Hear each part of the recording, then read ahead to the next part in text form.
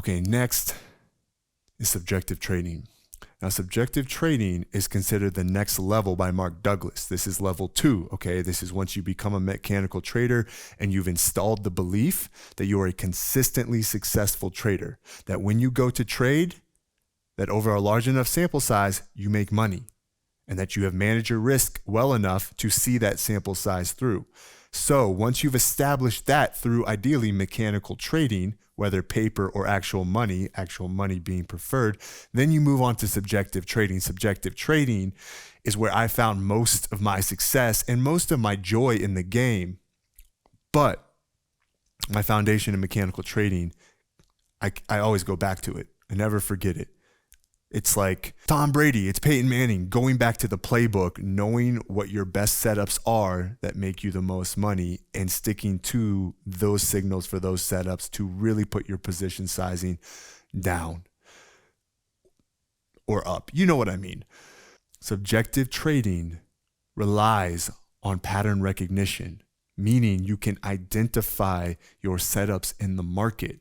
Then, most importantly, you can move to the pattern utilization part of it, which requires us to execute on the patterns that we've recognized and made money on.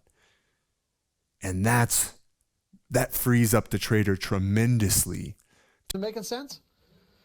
Okay, then you can evolve, if you want, to the subjective stage of trading, because you can make consistent money trading mechanically. Okay, but most people like to be able to use their rational thinking and process and try to figure things out. And the subjective stage of trading is simply, this is a broader, more flexible mode of trading where you use everything you've ever learned about the price movement to determine your edges. In other words, all the different patterns you've learned, all the different nuances of market behavior will determine, where you get in, how much profit you take, where you set your stops. You see, in the subjective mode of trading, if someone said to me, okay, I'm buying here and my stop is here, but the market's starting to come down to my stop and I get out right here and I don't let myself get stopped out at my original spot. Truly, for someone who's evolved in the subjective mode of trading, that's all right. You can do that. Because you're not doing it out of fear, or you're not doing it out of the fact that you haven't accepted the risk. You're doing it because you recognize the pattern that the market is giving you is such that there's a high probability you are going to get stopped out, and so therefore you might as well just scratch your trade or get out with a little bit of a loss. This statement, he just used this statement. If the market is moving down, then it's likely to stop me out. Therefore, they close the trade. They scratch out. Right? He just used it. That is the essence of subjective trading, but it's also the essence of mechanical trading. If these conditions are present, then the market is likely to move up. Therefore, I go long, right? That is what we're doing in our heads. We're using these algorithms of thought, of belief to play the markets. Now, our beliefs are so inherently flawed that we can't rely on them alone. Thus, mechanical trading is so important. It's so important. I'm not going to let it frustrate me, but man, I'm almost screaming this at my old self, and I'm screaming this at some guys that I've tried to mentor and help into trading.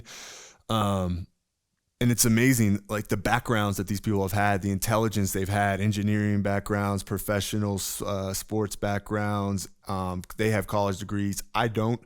And yet they can't trade. They can't do it. And to me, it's because they haven't put in the discipline to become a mechanical trader first. So, see what Tony Robbins has to say real quick. Tony Robbins. I love Tony and Robin. They're great people. All right. Here we go. So, we're going to let Tony do a quick wrap on pattern recognition.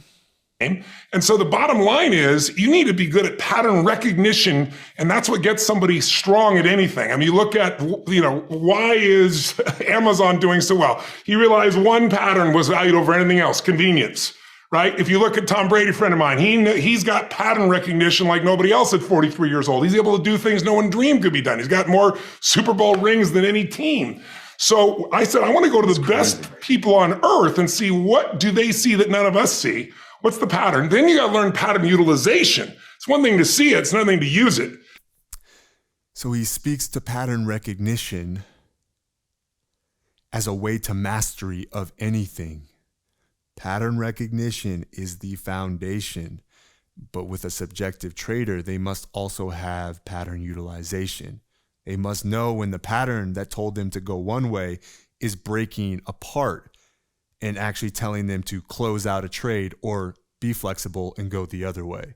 So the thing that links subjective trading to pattern recognition and then pattern utilization is flexibility. We must be flexible. And to be flexible of mind, you must be flexible of body. Do yoga, meditate. Do yoga, meditate.